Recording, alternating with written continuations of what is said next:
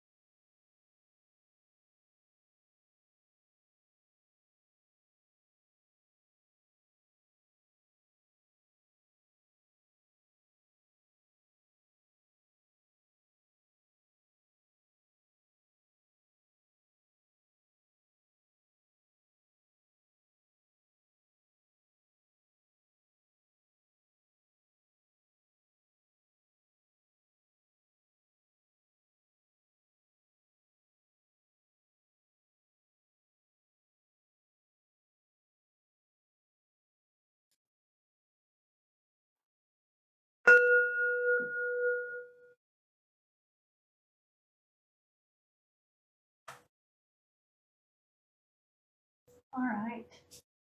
Give it a few minutes to stretch your legs, and then we'll start with the Sutra study portion of the evening. So, see you in a couple minutes.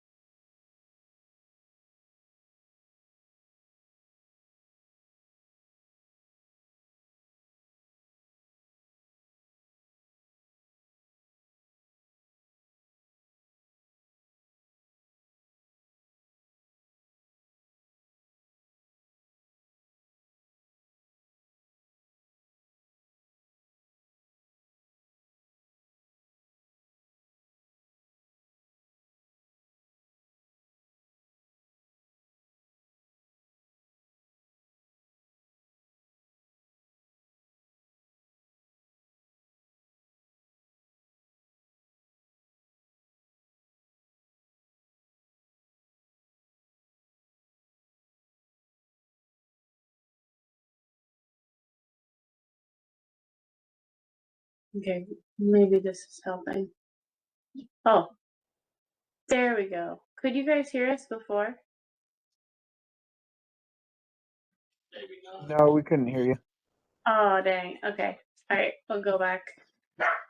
But I noticed that the little symbol wasn't popping up when we were talking, so. Okay, cool. All right, so we're just gonna start off where we left off last week. So we'll continue reading. Ananda said to the Buddha, world-honored one, although the Buddha has taught us about cause and condition, the state of the self as such, of mingling and union, and of non-mingling and non-union, our minds are still not open to the teaching. As we listened to him to his further instruction on seeing that is not seeing, we became more deluded and perplexed.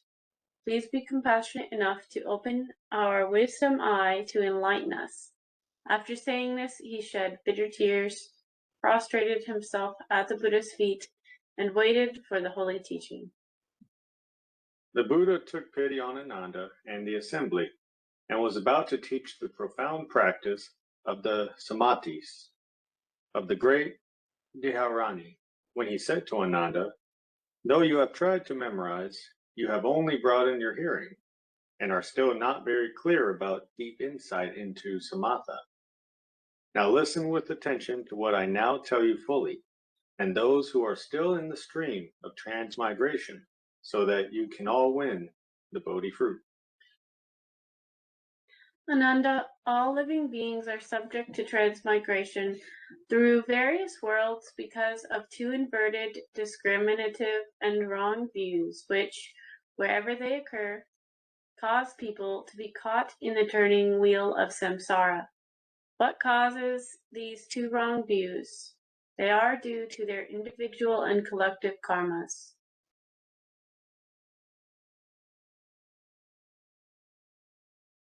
Oh, hold on.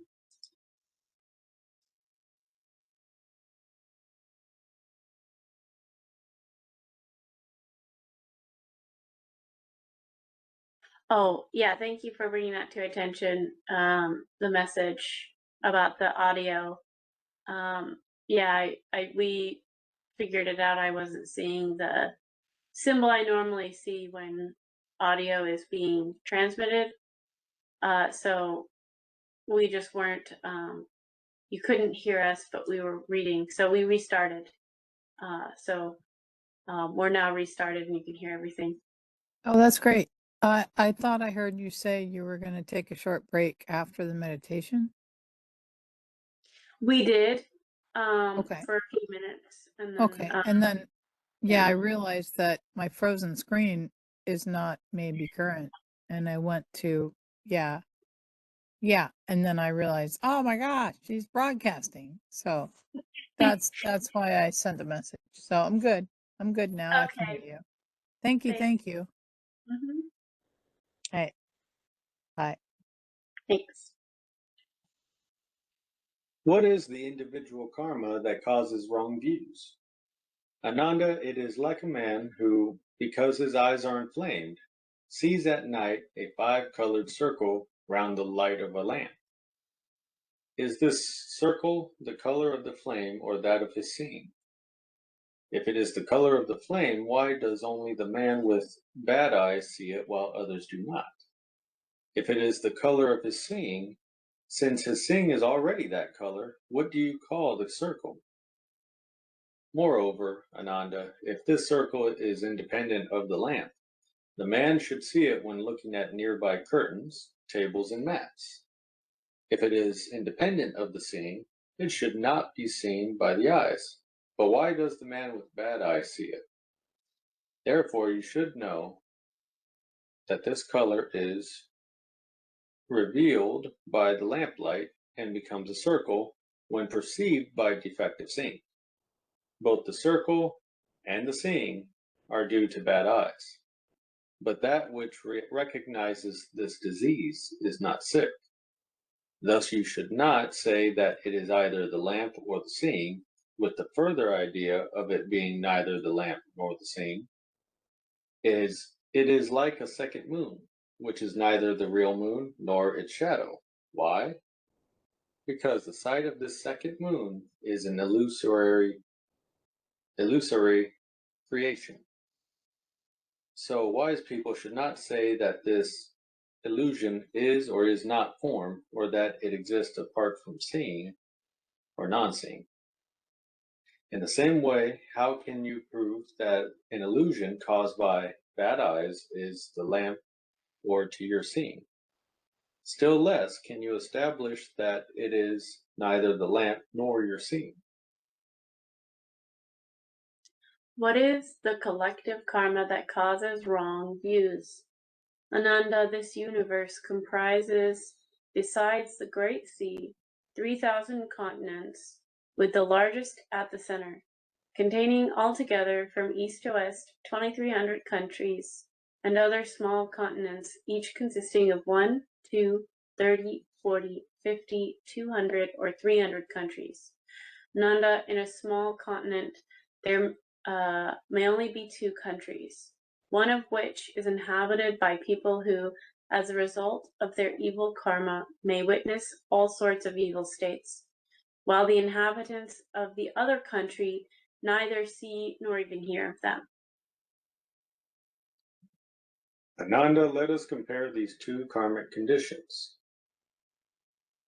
Ananda, all living beings whose individual karma causes them to see wrongly are like the man who, because his eyes are inflamed, sees round the light of a lamp a circle which seems to be out there in front of him, but in fact exists because his sight is disturbed. This circle is not created by form. However, the seeing through which he is aware of this trouble is free from it. Similarly, if you now look at mountains, rivers, and the country with its inhabitants, they are all created by a disturbance in your seeing, since the time without beginning.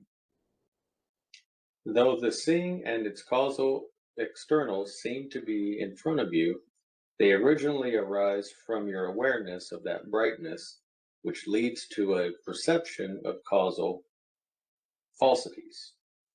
Thus, awareness and perception, wrong seeing,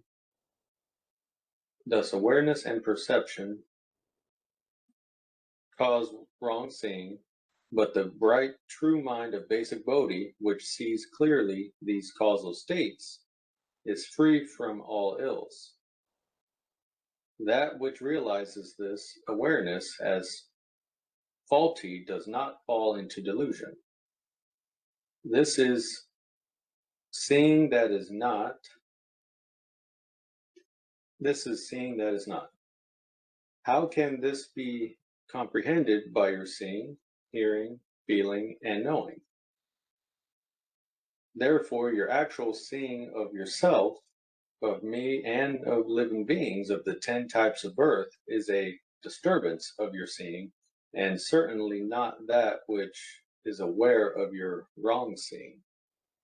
For the basic nature of the true essence of perception is beyond all ills. Hence it is not called seeing. Ananda, let us now compare wrong seeing caused by collective karma with that by individual karma. The circle round the light of a lamp seen by a man because his eyes are bad, and the evil condition experienced by all the inhabitants of a country because of collective karma, are both created by false seeing since the time without beginning.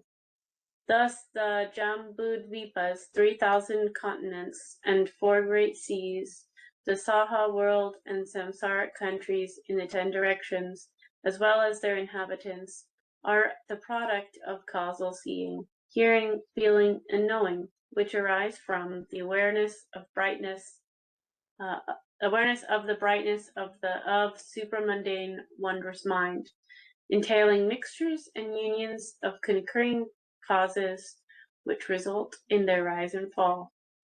And then I just wanted to call out that when he talks about karma, so collective karma and individual karma, karma is really just cause and effect. So it's not any esoteric karma that we're talking about. It's just a word that means cause and effect. He who can avoid the mixture and union and non-mixture and non-union of concurrent causes will be able to destroy all causes of birth and death, thereby perfecting the transcendental nature of enlightenment and realizing the permanent basic Bodhi of pure and clean self-mind. Ananda, though you have understood the profound and bright nature of basic Bodhi, which is neither causal nor conditional nor the self as such, you are still not clear about this enlightened substance, which neither mixture and union nor non-mixture and non-union can create. Ananda, I must now ask you a question. Since you still hold that all false thinking mixes and unites with causes and conditions, you are in doubt and worry about a Bodhi mind arising from such mixture and union. If so, does your essence of perception mix with light or darkness, with clarity or obstruction? If it mixes with light, when the latter appears and you see it, where does it mix with your seeing? Since your seeing is clear, where can you find such mixture? If it is not the seeing, why do you see light? If it is the seeing, how can you see your own seeing? Since your seeing is complete by itself, how can it be mixed with the light? Since light is complete by itself, where can it contain your seeing? Therefore, seeing and light differ, and if they are mixed up, even the word light would cease to exist. In other words, such a mixture would suppress the light. Consequently, your concept of a mixture of seeing with light is wrong, and so is a mixture of seeing with darkness, clarity, and obstruction. Again, Ananda, does the essence of your perception unite with light, darkness, clarity, and obstruction? If it unites with light, then when light vanishes and is replaced by darkness, the seeing should not unite with the latter. But why do you still see darkness? When you see darkness, if your seeing does not unite with it, then when it unites with light, you should not see light as well. If light is not seen, then when there is light, do you know that it is light and not darkness? Likewise, a union of the seeing with darkness, clarity, and obstruction is equally false. Ananda asked, World Honored One, I am thinking again about this enlightened substance. Does it neither mix nor unite with causal externals and with the mind's thinking and discerning? The Buddha replied, You now speak of not mixing and not uniting. Do you mean that this essence of seeing does not mix with light, darkness, clarity, and obstruction? If so, then when you see the light, there should be a demarcation line between seeing and light. Now look carefully. Where are the fields of light and of your seeing, and where are their boundaries? Ananda, if you do not see where light is, then your seeing will not reach it. If so, you will not even know where the light is. And how can there be a borderline? It is the same with darkness, clarity, and obstruction. Again, do you mean that this essence of seeing does not unite with light, darkness, clarity, and obstruction?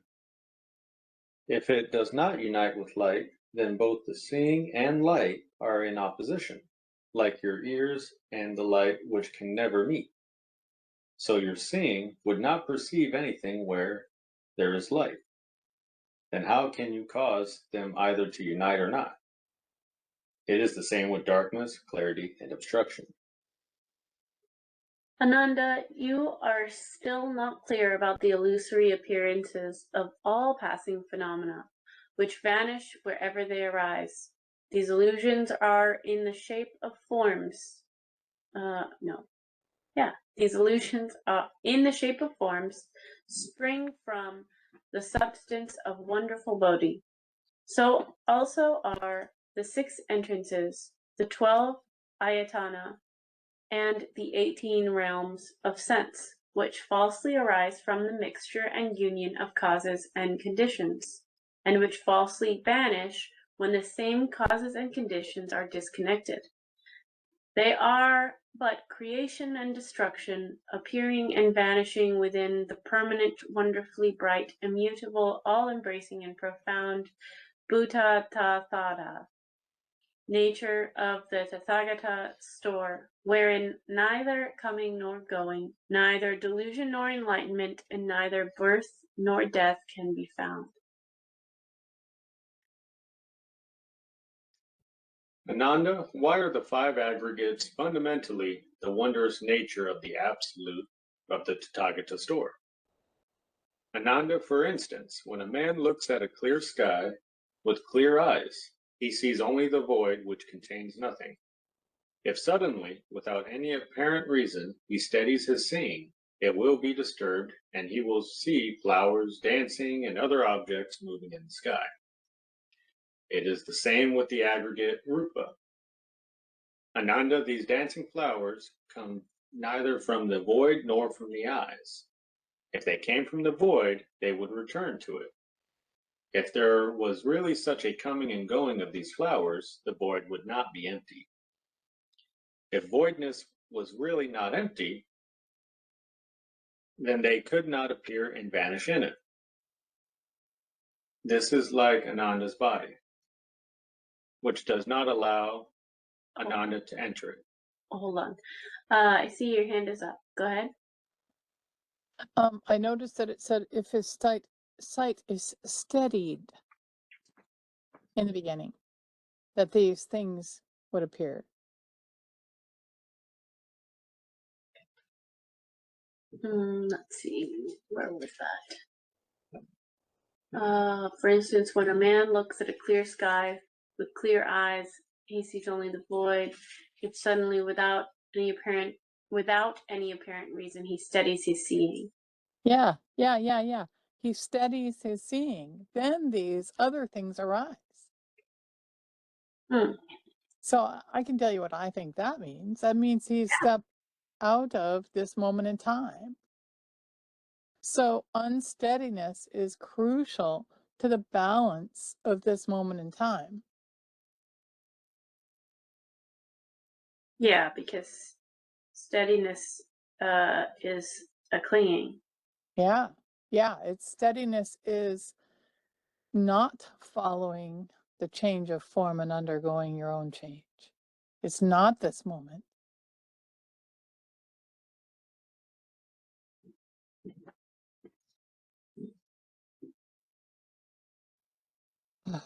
Okay. Let me make a note. So if you want to highlight that, that'd be cool, because it points to, see, that one word of steadiness, unsteadiness, it changes everything. Because if you argue that quiet mind is steady, then you're no longer practicing. And here's your proof.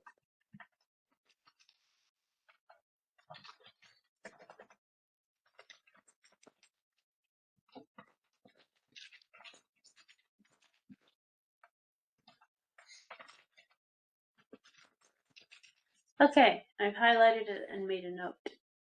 Yeah, isn't that amazing?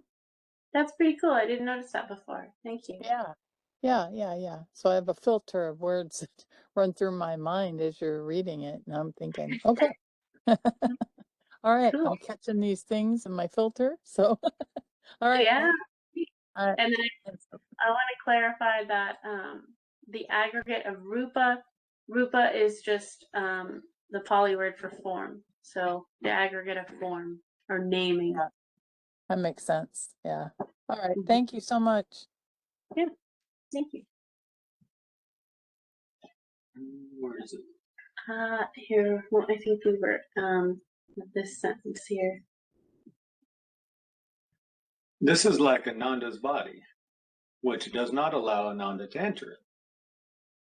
If these flowers come from the eyes, they should be able to return to the eyes. And because they come from seeing, they should be able to see. Thus, when they leave the eyes, they become flowers in the sky, and when they return, they should see the organ of sight. If they cannot see, then when they leave, they should screen the sky, and when they return, they should veil the eyes.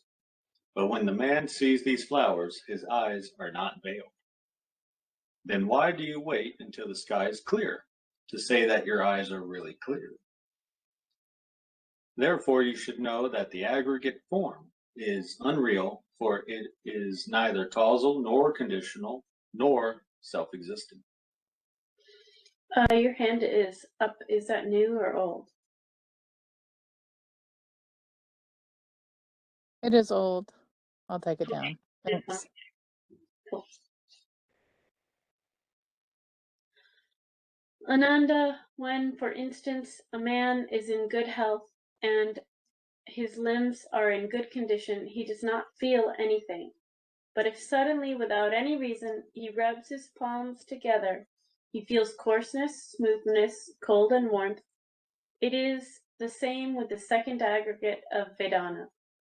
Ananda, these sensations come from neither the void nor his palms. If they come from the void, why are they felt by his palms only and not hit by his body? It should not be up to the void to choose his palms to feel them. If they come from his palms, they should not wait for the palms to be brought together to be felt. Moreover, if they really come from his palms and are felt when the latter are brought together, when they are separated, these sensations should re-enter his palms, arms, shoulders, bones, and marrow, which should also feel their re-entry. They should also be felt by the mind as coming in and out, as if something had moved in and out of the body. If so, there is no need to bring the two palms together to feel these sensations. Therefore, you should know that the aggregate Vedana is unreal and is neither causal nor conditional nor self-existent. So, Vedana is the second aggregate, which we know as feeling. Ananda, if someone speaks of sour plums, your mouth will water. And if you think of walking above an overhanging cliff, you will have the sensation of shivering in the soles of your feet. This is the same with the third aggregate, sanjna. Ananda, this talk of sourness does not come from the plum, nor does it enter your mouth. If it comes from the plum, it should be spoken of by the plum itself. Then why does it wait for someone to speak of it?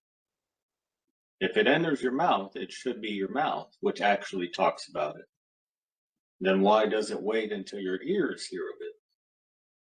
If it is your ears which alone hear it, why does not that water come out of them?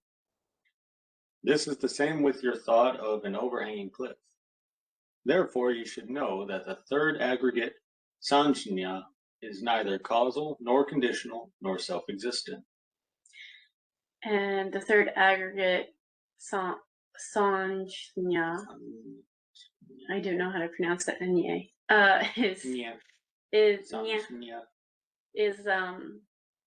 is perception.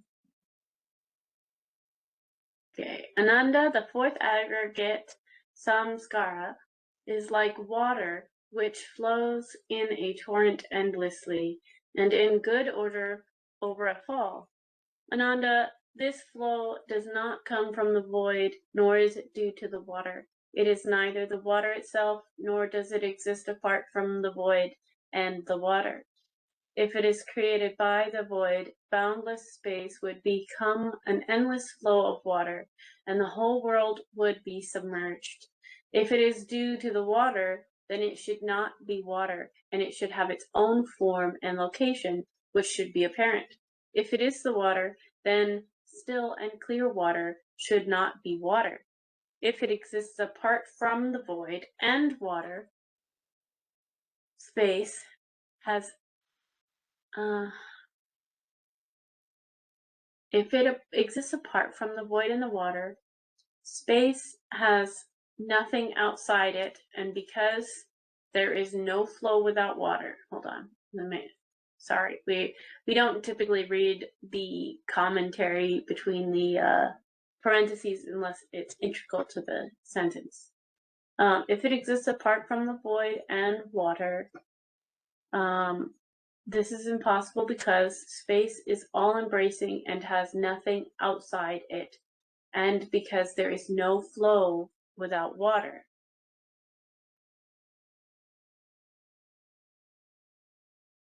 Okay. Therefore, you should know that the fourth aggregate, samskara, is false and is neither causal nor conditional nor self-existent. And samskara, the fourth aggregate, samskara is the Pali word for mental fabrication. Ananda, the aggregate consciousness is like the void in an empty pitcher with two mouths. If someone blocks both mouths and carries it to another country, the void does not go from one place to another. If the void comes from somewhere, that place should lose some of its voidness, and on arrival, elsewhere. When the mouths are opened and the pitcher reversed, one should see the void poured out of it. Therefore, you should know that consciousness is unreal and is neither causal nor conditional nor self-existent. Again, Ananda, why are the 6 entrances fundamentally the absolute nature of the Tathagata store? Ananda, the steadying of the seeing that disturbs the sight, as well as the eyes, and the disturbance itself are but trouble arising from bodhi. Because the seeing arises between the 2 states of light and darkness, they are drawn into perception, which is called the seeing. This seeing has no independent substance that exists apart from the 2 states of light and dark. Therefore, Ananda, you should know that this seeing comes from neither light nor darkness, and from neither the organ of sight nor the void. Why? Because if it comes from light, it would cease to exist when darkness appears, and would not perceive the latter. If it comes from darkness, it would be no more when there is light, and would not perceive the latter. If it comes from the organ, there would be no light and darkness. Then such essence of perception would have no nature of its own. If it comes from the void, when it perceives these 2 states, it would also see the organ of sight. Moreover, the void would thus perceive everything of itself and have nothing to do with the entrance through your eyes. Therefore, you should know that the entrance through the eyes is false and is neither causal nor conditional nor self-existent. Ananda, if a man suddenly closes his ears with 2 fingers, disturbance will arise in this sense organ, and he will hear sounds in his head. As well as the ears and the disturbance experienced are trouble that comes from bodhi. Since this hearing arises between the 2 states of stillness and motion, they are drawn into perception, which is called hearing. This hearing has no substance, independent of stillness and motion. Ananda, you should know that this hearing comes from neither stillness nor motion, nor from a sense organ nor the void. Why? Because if it comes from stillness, it should cease to exist when there is motion and would not hear the latter. If it comes from motion, it should cease to exist when there is stillness and would not hear the latter. If it comes from a sense organ, there would be no stillness nor motion. Then this faculty of hearing would have no nature of its own. If it comes from the void, that which can hear is not the void. Moreover, the void would hear of itself and will have nothing to do with that entrance through your ears. Therefore, you should know that entrance through your ears is neither causal, nor conditional, nor self-existent. Ananda, if a man suddenly holds his breath, his nostrils will feel cold. Because of this feeling, he can distinguish clearance from obstruction and emptiness from fullness, and can smell fragrant and offensive odors. This restraint of breath, as well as the nose and its feeling, are trouble that comes from bodhi. Since feeling arises between the 2 false conditions of clearance and obstruction, sensations are drawn into perception, which is called smell. This smell has no substance independent of clearance and obstruction. You should know that it comes neither from these 2 states, nor from the nose, nor the void. Why? Because if it comes from the clearance, it will cease to exist when there is obstruction. But why does it feel the latter? If it comes from obstruction, it will cease to be clear. But why does it come into contact with fragrance and stench? If it comes from the sense organ, there would be no clearance and obstruction. Then this faculty of smelling would have no nature of its own. If it comes from the void, it should be able to smell your own nose. If so, the void itself would smell and would have nothing to do with that entrance through the nose. Therefore, you should know that that entrance is neither causal nor conditional nor self-existent.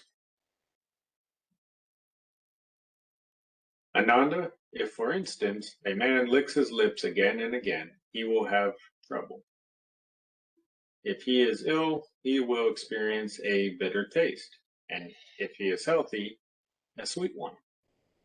Thus, bitterness and sweetness reveal this sense which is always tasteless in the absence of stirring, and which, together with the tongue and with the trouble, are but illusion which comes from bodhi.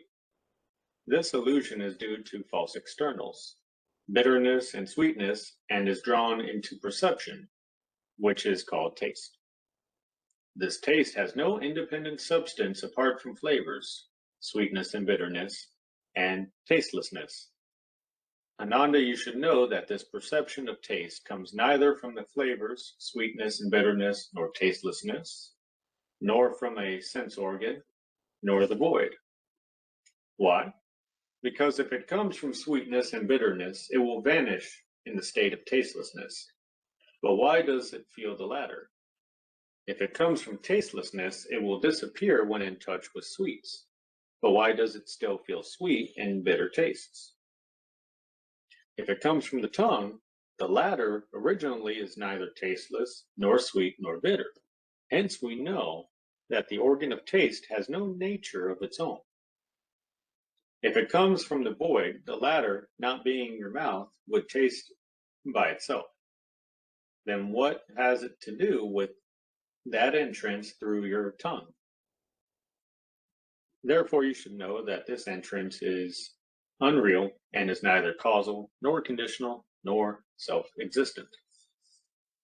Ananda, for instance, when a man touches his warm hand with his cold one, if the coldness exceeds the warm hand will become cold, and if warmth exceeds the coldness, the cold hand will become warm. This touch is revealed when the two hands meet and then separate. This contact causes the feeling of touch, which, together with his body and the illusion experienced, are but trouble which comes from bodhi. This trouble occurs where there are two false conditions of contact and separation, and is drawn into perception, which is called touch. This touch has no independent nature apart from contact and separation, and from pleasant and disagreeable conditions. Ananda, you should know that this perception of touch comes neither from contact nor separation, nor from pleasant nor disagreeable conditions, nor from a sense organ, nor the void. Why? Because if it comes from contact, it should vanish in the state of separation. But why does it feel the latter? It is the same with pleasant and disagreeable conditions. If it comes from a sense organ, it would be free from contact and separation and from pleasant and disagreeable conditions. Then your body that feels them would have no nature of its own. If it comes from the void, the latter will feel the touch by itself. Then what has it to do with your entrance through the body? Therefore, you should know that the entrance is false and is neither causal nor conditional nor self-existent. Ananda, when, for instance, a man is tired, he sleeps soundly. Then he awakes, and when he sees objects, he remembers, and after a time forgets all about them.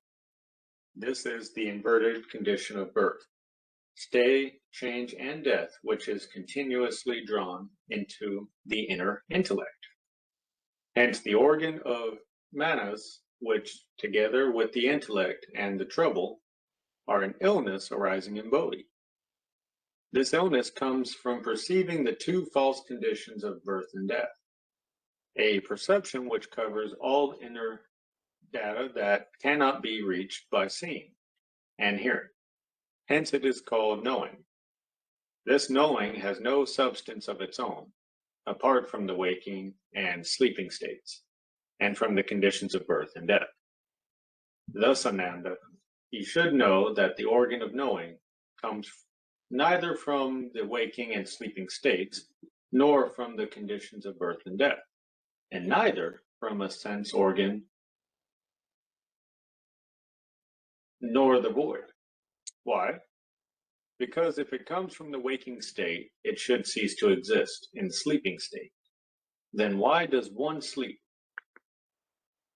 If it comes from birth, it should be void at death. Then who will die? If it comes from death, it would cease at birth. Then who is living? If it comes from a sense organ, then while the body experiences the two states of waking and sleeping, the knowing has no nature of its own apart from these two states, and will be like a flower in the sky. If it comes from the void, the latter will know everything and will have nothing to do with your entrance through the intellect.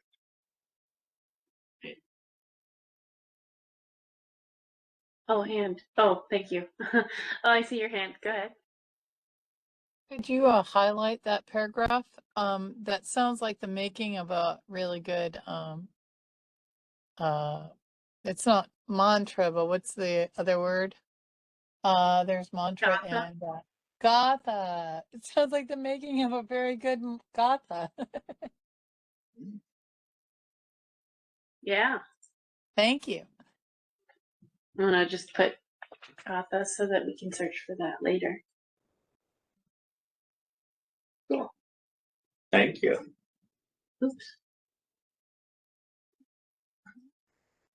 Therefore, this entrance is neither causal nor conditional nor self-existent. Again, Ananda, the 12 ayatana are fundamentally the absolute of the Tathagata store. And the 12 ayatana, oh no, sorry, I mixed that up with something else. Ananda, just look at the grove and stream in Jetavana Park.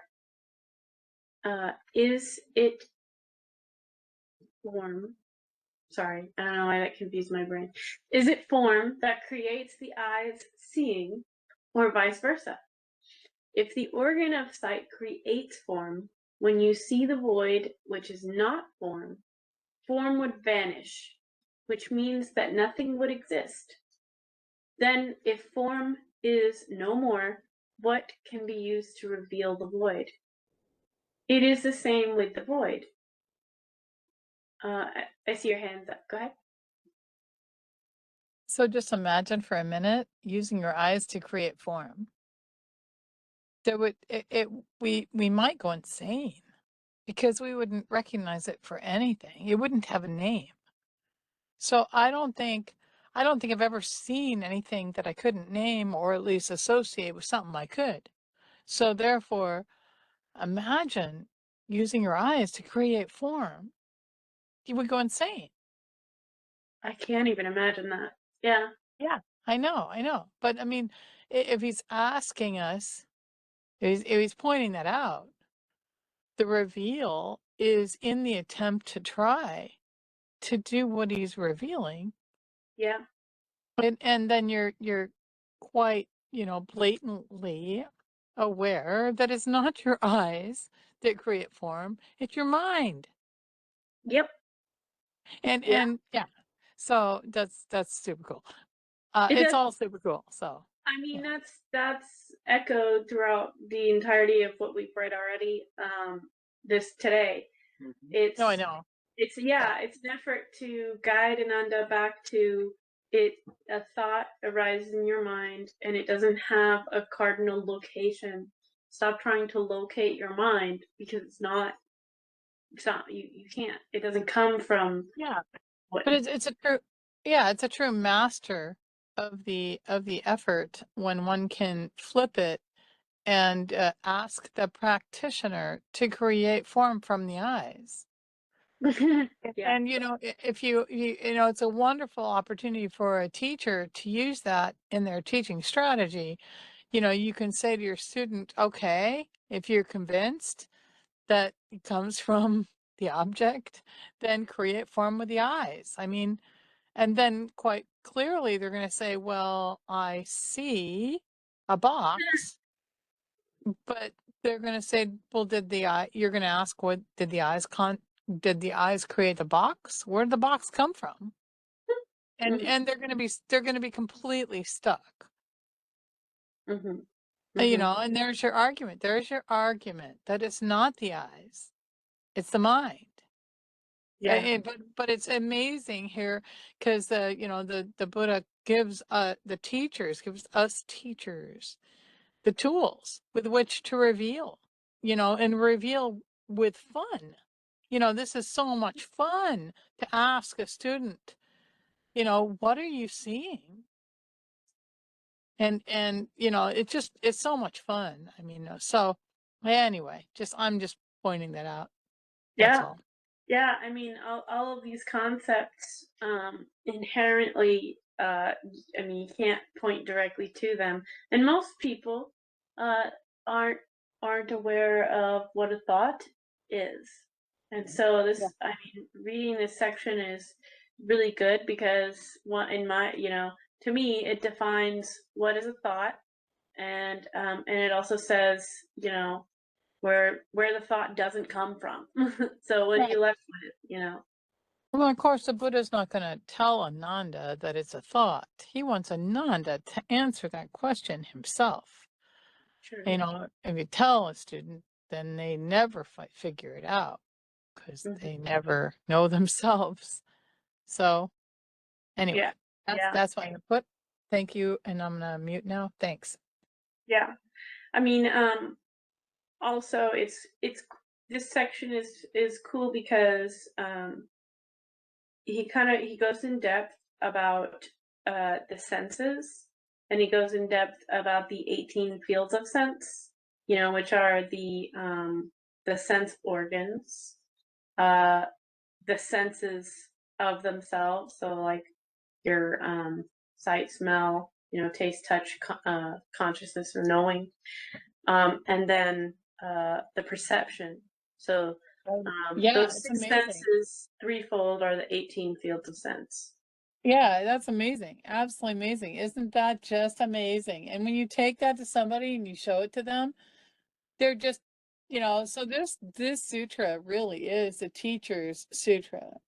It's a teacher's workbook for all the opportunity for them to reveal this this mysterious experience. It's just absolutely amazing. So anyway, I appreciate you reading it. I'm gonna mute. Thanks. Very cool. Thank you for your input. All right. If form produces the eyes seeing, when you see the void which is not form, your seeing would vanish, which means that nothing would exist. Then who distinguishes the void from form? Therefore you should know that neither seeing nor form nor the void has a place of abode, and that form and seeing are false, and are neither causal nor conditional nor self-existent. Ananda, in Jetavana Park, when you hear a drum beat to announce a meal and a bell rung to summon the bhikshus, these sounds succeed one another. Do they come to the ears, or do the ears go to them? Ananda, if they come to the ears, it is like when I go to Sravasti to beg for food and am absent from Jetavana Park. If these sounds come to Ananda's ears, Maud, Galaputra, and Kasyapa should not hear them. Then why do all the 1,250 bhikshus, when they hear the bell, go together to the eating hall? If your ears go to the sound, it is like when I return to Jetavana Park and am not in Shravasti. Then when you hear the drum, if your ears go to it, you should not hear the bell which rings at the same time, nor the sound of elephants, horses, buffaloes, and sheep. If there is no such coming and going, there would be no hearing. Therefore, you should know that hearing and sound have no location and that both are false, being neither causal nor conditional nor self-existent. Ananda, just smell the smoke of sandalwood in this burner. The quantity burnt is small, but its fragrance spreads to Sravasti and the neighborhood. Do you think that this perfume comes from the sandalwood, from your nose, or from the void? Ananda, if it comes from your nose, it should be produced by and spread from it. But since your nose is not sandalwood, how can there be this fragrance there? If you say that you smell perfume, it should be inhaled into your nose. But since it emanates from it, it is wrong to say that you smell it. If it comes from the void, the latter being permanent, this fragrance should be so as well, and there would be no need to burn dry sandalwood. If it comes from the sandalwood, its fragrant substance has become smoke by burning, and if your nose smells this perfume, your nose should be full of smoke, as smoke rises in the air. How can it be smelt in distant places even before it reaches them? Therefore, you should know that odor, nose, and smelling have no fixed location, and that smelling and odor are false, being neither causal nor conditional nor self-existent. I think that a lot of people get caught up in the concept of like this explanation with where does the fragrance come from, and notice that the Buddha is talking about it in terms of the mind, in terms of the perception of the smell. So, like, you know, it's about where does it arise in the mind, what causes it to arise, and your thoughts about the smell, the perception. So we're not arguing about whether sandalwood has a smell or not. We're arguing about where the perception comes from. And no, not really arguing. He's teaching about where the perception comes from.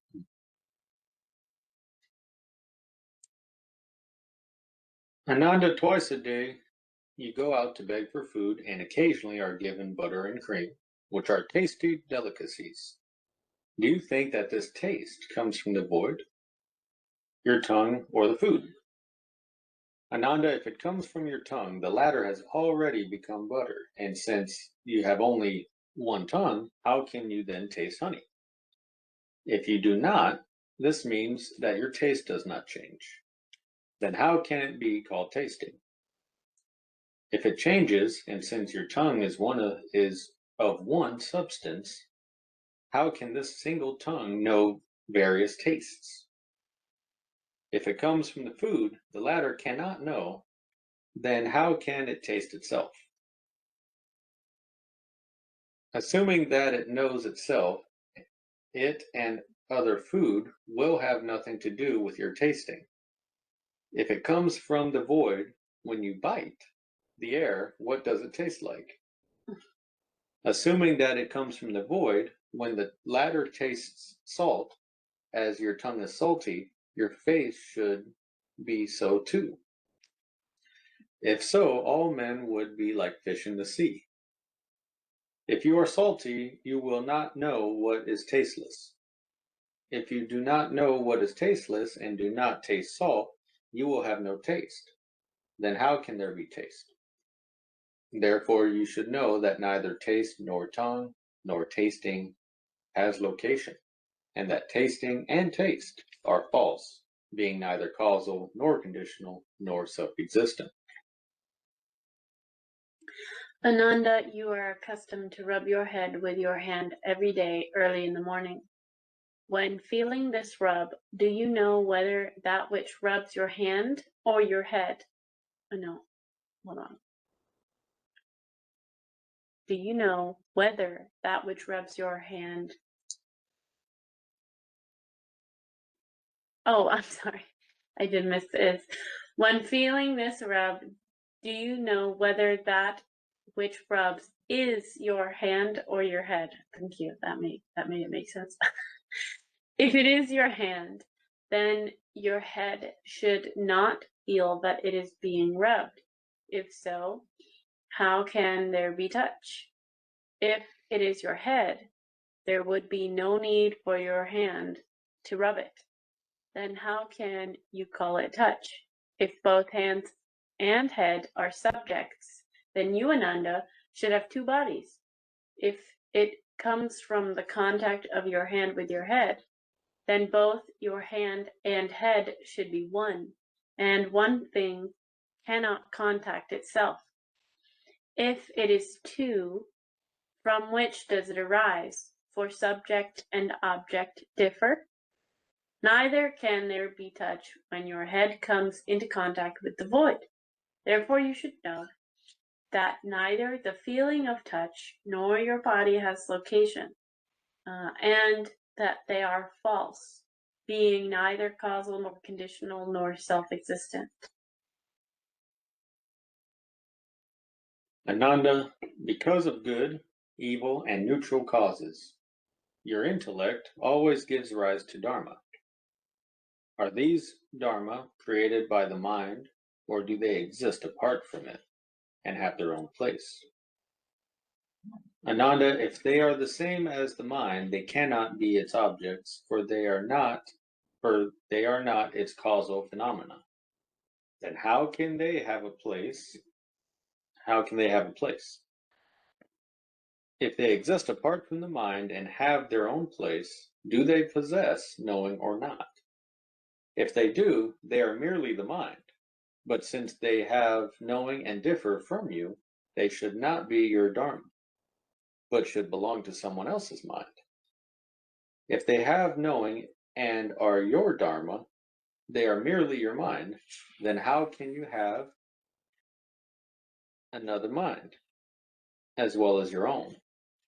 If they differ from you and do not have knowing, where are they? Since they are not form, sound, smell, and flavor, nor cold and warmth, due to contact or separation, as well as to the void. Since they cannot be shown in either form or the void, there should not be in the universe another voidness outside the void. Assuming that there is another outer voidness, they cannot be the mind's causal phenomena. Then where are they? Therefore, you should know that neither Dharma nor mind has location, and that intellect and Dharma are both false, being neither causal nor conditional nor self-existent. Okay, I think this is a good place to stop before we get into the next round of explanation. So I'm going to mark this as stop. All right, cool. I see your hand is raised. Go ahead. I really like the Wednesday night Sutra study. Oh, yeah? Hmm. Good. Yeah, I really do. This is wonderful in the middle of the week. I can't tell you how wonderful it is. Yeah. This is fantastic strategy, the Sunday service and the Wednesday night Sutra study. So thank you very much. I really appreciate it. Yeah, I agree. It's like a stopgap between the week. That's awesome. Yeah, I like it too. Yeah, I came into it tonight thinking, wow, I'm not really hadn't planned on it, but now it's so wonderful. It kind of lifts you right up in the middle of the week. It's perfect. So just saying. Good. Thank you. I'm glad that you feel that way. Thank you for the reflection. Oh yeah, sure. Cool. All right. Well, that is it for this evening. And we'll see you on Sunday. Again, we are posting both Sundays and Wednesdays on YouTube.